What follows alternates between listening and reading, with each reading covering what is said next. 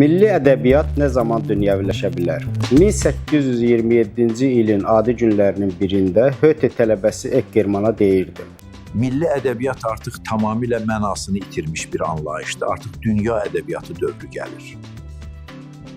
Və hamı onun yaxınlaşmasını sürətləndirmək üçün əlindən gələni etməlidir. Milli ədəbiyyat nə zaman öz əhəmiyyətini itirə bilər? Əlbəttə ki, qarşısına qoyduğu milli problemi həll etdikdən sonra.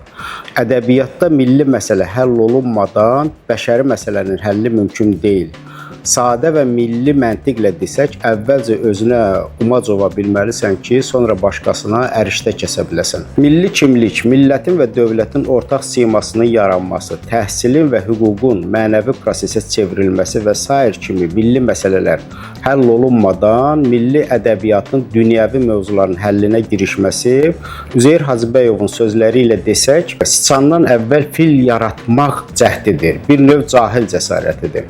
Amerikalı ədəbiyyat filosofu Frederick Jameson 3-cü dünya ölkələrinin ədəbiyyatları haqqında danışarkən bu cür ölkələrin ədəbiyyatında doğulub boya başa çatan ədəbi qəhrəmanların kədərinin və sevincinin, bir sözlə bütün həyatının, əslində öz xalqlarının, ölkələrinin kədəri, sevinci, öz ölkələrinin taleyi olduğunu deyir.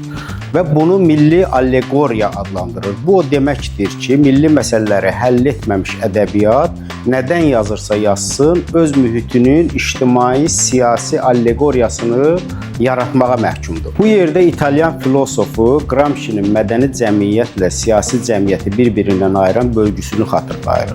Mədəni cəmiyyət məktəblərin, ailələrin və korporativlərin könüllü ictimai bağlılığı üzərində qurulur. Siyasi cəmiyyət isə ordusu, polisi və mərkəzi bürokrat sistemi ilə özünü qoruyub saxlaya bilən bir sistemdir, bir cəmiyyətdir. Jamesonun milli allegoriya dediyi ədəbiyyat daha çox siyasi cəmiyyətlərdə yaranan sənət əsərləridir. Məsələn, Sovetlər dövründə siyasi hökmlərlə idarə olunan kollektiv həyatdan arınmış müstəqil kədərlər, müstəqil sevinclər, müstəqil taleylər olmadığı üçün onları ifadə edən ədəbiyyat da dünyadan təcrid olunmuş bu siyasi ideoloji kollektiv həyatın allegoriyasıdır.